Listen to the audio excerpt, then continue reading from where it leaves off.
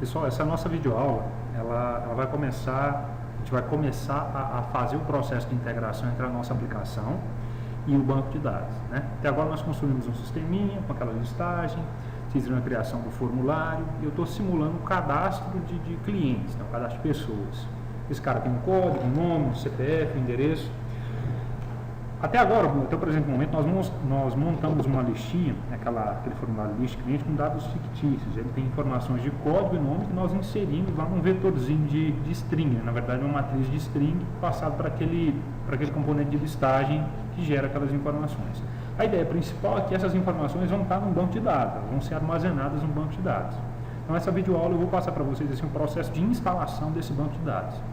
Nós vamos usar o Postgres, tá? Esse é um banco. Por que o Postgres? Porque eu quero, pessoal, porque eu acho interessante o Postgres, então a gente vai usar ele, tá bom? Eu não quero alterar o esquema de curso, tá, beleza. Primeiro passo, vocês vão fazer o download desse Postgres. Eu vou abrir aqui o Google Chrome, certo? Eu vou até o site do Google. E aqui no site do Google, eu vou jogar download PostgreSQL. Então, neste site, aqui neste site eu quero a versão para Windows, o melhor sistema operacional que existe, tá? Aqui vamos em Downloads, e a versão que nós vamos usar é a versão 9.0 para Windows 32 bits. Então vocês vão clicar aqui neste ponto, vão ser redirecionados para uma página e o download vai começar de maneira automática. Observem aqui que o download está acontecendo, certo? Eu, como sou muito esperto, pessoal, eu já fiz o download, então não vou esperar todo esse tempo. Obviamente que vocês vão esperar aí todo esse tempo para que esse download aconteça. Eu já tenho um arquivinho aqui do Postgres que será instalado. Então, duplo clique, executar.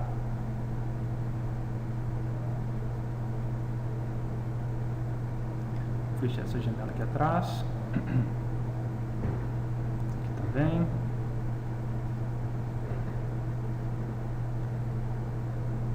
Vai iniciar o processo de instalação, tá bom? Next, next, next novamente. Mais uma vez. Nesse momento vocês vão inserir uma senha para o serviço do banco de dados. Essa senha é muito importante que vocês não esqueçam desta senha, porque é ela que vai ser utilizada para poder fazer a nossa aplicação conectar com o banco de dados, tá? Então, eu vou criar aqui uma senha. A senha que vai ser utilizada, pessoal, para o meu banco de dados é a 1, 2, 3, 4, 5, 6, tá bom? Então, Ctrl C, Ctrl V, Ctrl V. Next. 1, 2, 3, 4, 5, 6. Mais uma vez. E aguardamos o processo de instalação ser finalizado.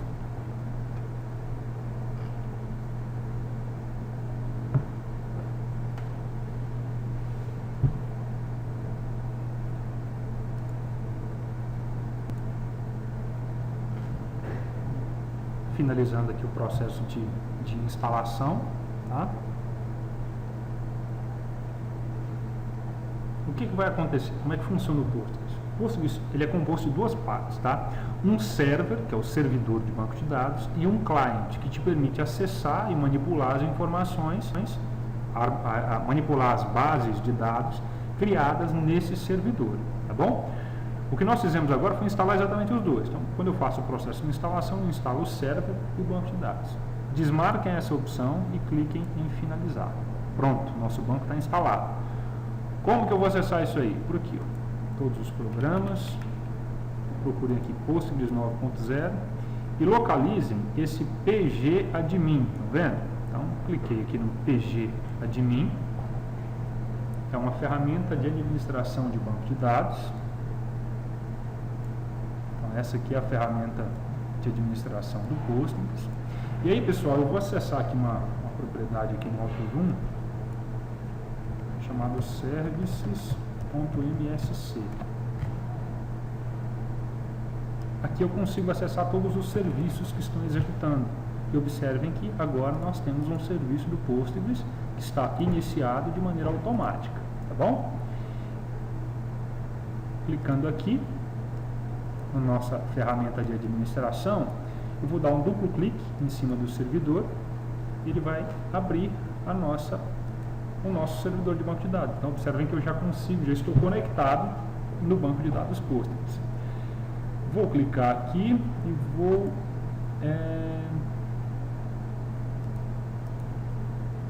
desconectar desse servidor. Deixa eu ver se eu consigo fazer uma desconexão. Como que eu faço isso aqui?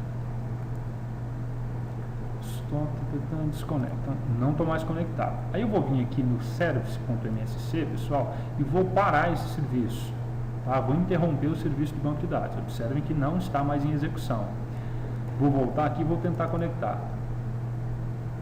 Estou tentando e eu não consigo conectar. Deu uma falha, observem aqui embaixo, que falha na conexão do banco de dados. Por quê?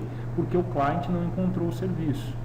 Volto à execução do serviço, inicio a execução do serviço e agora eu consigo executar o nosso banco de dados mediante a inserção da nossa senha. Qual que é a senha? 1, 2, 3, 4, 5, 6. Quero armazenar essa senha, clico em OK, OK de novo, pronto, conexão realizada. Para provar que está tudo certo, tudo funcionando, vou fechar essa janela aqui, tá? Eu vou criar uma nova base de dados, um novo banco de dados. O nome desse banco de dados vai chamar linguagem underline II, tá? Linguagem underline II, e um acrônimo de 2. Clique em OK.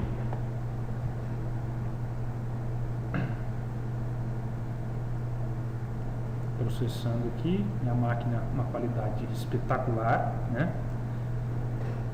Aqui está a nossa base de dados. Clicando uma vez, eu já consigo acessar os esquemas dessa base de dados e aqui eu consigo ver as tabelas. Minha base de dados não tem nenhuma tabela, então eu vou criar uma nova tabela. Nome da tabela: cliente. Quantas colunas tem a sua tabela? Aqui eu tenho as propriedades, que vai me dizer o nome da tabela, né? Esse aqui é o nome que eu vou usar para poder executar as minhas consultas SQLs. E aqui nessa abinha eu vou informar as colunas que a minha tabela vai ter. A minha tabela ela vai ter uma coluna chamada ID, tipo de dado, Big Int, isso aqui é o equivalente ao long, tá? No Java. Essa coluna não aceita valores nulos, tá bom? Vou clicar em OK. O meu cliente também vai ter nome, tipo de dado desse cliente, character, um caractere var ing, isso aqui é o equivalente a string, tá bom? Também não pode ser nulo, ok? Meu cliente ele vai ter uma rua, que também vai ser uma string, pode ser nulo porque não necessariamente precisa de ter endereço na minha definição, tá bom? Vai ter um bairro, que também vai ser um campo do tipo string, certo? E vai ter, finalmente, uma cidade, que também tem campo caractere. E também, pessoal, vai ter, eu estou esquecendo aqui, um CPF, certo? CPF de que tipo que vai ser, pessoal? Vai ser inteiro, vai ser um string, o que vai ser o CPF? Eu vou colocar uma string, depois eu vou explicar para vocês por quê. Por que eu quero string? Pelo seguinte motivo, vou explicar agora, tá? Pergunto a vocês, este número aqui, ó, vamos imaginar esse CPF, 012 437 883-52. Quando ele for formatado e eu remover desse CPF este traço, o objetivo é que ele vire um número. Portanto, se eu colocar essa coluna como um número inteiro, todo mundo concorda que este 0 à esquerda ele vai ser desconsiderado? Todo mundo concorda? Então, isso pode ser um problema. Eu quero armazenar o meu CPF nesse formato. Então, mesmo que exista 0 à esquerda, eu quero que ele se mantenha armazenado. Para que isso aqui aconteça, para facilitar o meu trabalho também, eu quero o meu CPF como string. Então, eu quero armazenar o CPF como string. E o CPF vai ser, eu vou utilizar aqui not null também para CPF. Beleza. Feito isso, nós conseguimos criar uma tabela, tá? Só que existe um conceito em banco de dados, pessoal, chamado chave primária, tá bom? O professor Francisco, acredito que vai explicar isso para vocês. A chave primária, ela é o identificador de cada registro na tabela de banco de dados. Até o presente momento, nós temos 1, 2, 3, 4, 5, 6 colunas e nenhuma delas é marcada como chave primária. No entanto, eu coloquei essa coluna ID aqui de maneira proposital. Então, nós vamos aqui em constraints, tá? E eu vou declarar uma constraint do tipo primary key. Quem que vai ser essa coluna? Qual coluna vai ser utilizada como constraint? Venham aqui repetindo o procedimento, tá bom? Repetindo o procedimento. Eu estou aqui em columns, né? Vem em constraints. Vou adicionar uma constraint do tipo primary key, add. Venho aqui em columns, seleciono a coluna que eu quero, no caso a coluna ID, dou um adicionar e clico em OK. Prontinho, já tem uma definição, tá? Onde a minha coluna ID ela é do tipo BigInt, not null e será a primary key da minha tabela. Clico em OK, o que aconteceu? Aqui era 0, ficou 1, significa que eu já tenho uma tabela cliente. Essa tabela ela tem 6 colunas, ID, nome, rua, bairro, cidade e CPF. Clicando aqui em cima, pessoal, eu consigo ter acesso, eu consigo enxergar aí aos que gostam de SQL nativo, ao código SQL responsável por criar essa tabela. Então, observem que aqui eu tenho a declaração dos campos e eu tenho a declaração de uma constraint indicando que a primary key é o ID. Nós temos a nossa tabela. Prova de que essa tabela funciona, basta clicar aqui, tá? Ele vai abrir uma perspectiva, essa aqui é uma perspectiva do banco Postgres, que me permite executar comandos SQL, tá? Então, parte do pressuposto que o banco que eu estou trabalhando é o linguagem 2, certo? Se o banco linguagem 2 tem uma tabela chamada cliente, eu posso fazer, por exemplo, select count asterisco from cliente. Eu quero contar a quantidade total de registros existentes na tabela cliente. Executando, opa, peraí, tem um probleminha. Sintaxe, count, não é cliente não o nome, pessoal? Como que é o nome da tabela lá? Cliente, select asterisco from cliente. Tá, então eu quero count, eu quero contar, se é o NT. Quero contar a quantidade de registros, escrevi o count errado aquela hora. Quero contar a quantidade de registros existentes em cliente. 0. Por quê? Porque não tem nenhum registro em cliente. Professor, e para inserir um registro em cliente? Insert into cliente, ID, nome, quais são as propriedades que tem aqui, que eu já me esqueci, vamos passar ele para cá, porque a gente consiga enxergar as colunas, tá? ID, nome, vírgula, rua, vírgula, bairro, vírgula, cidade, vírgula, CPF, values. Então, ID, eu quero ID 1, nome vai ser o nome do Ciro, vou quebrar isso aqui, ó, ficar um embaixo do outro, para que a gente consiga se orientar de maneira melhor. Nome da rua, Rua J63, cidade, aliás, o bairro, né?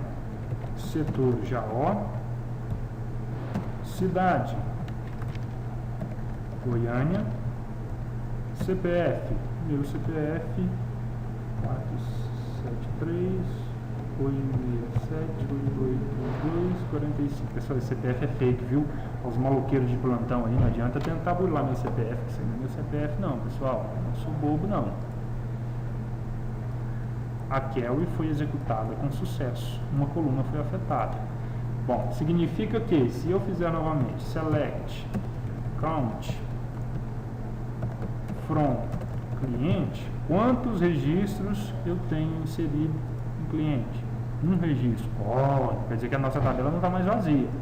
Qual registro que está lá? Substitui o count por asterisco, significa traga todas as propriedades de todos os registros contidos na tabela cliente. Olha lá.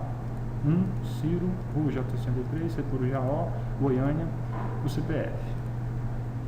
O nosso objetivo não é inserir por aqui, é executar esses comandos a partir da nossa aplicação Java. Portanto, eu vou vir aqui, delete from cliente, F5, pronto, apaguei tudo que tem lá em cliente, e a partir de agora, o próximo passo nosso é fazer a nossa aplicação conectar com o banco de dados Postgres, conectar com essa base de dados especificamente e inserir informações na tabela cliente a partir daquele nosso formulário, tá bom? Para isso a gente vai precisar de um drive de conexão, de trabalhar um pouquinho com JDBC e vou passar isso para vocês nas próximas videoaulas. Ok, pessoal? Bom proveito aí. Dúvidas referentes à base de dados, ao banco de dados, o professor Francisco acredito que saiba orientar vocês e eu também posso orientá-los na medida do possível aí dentro de sala de aula, tá bom? No decorrer das próximas aulas, a gente vai ver que eu vou criar outras tabelas, tá?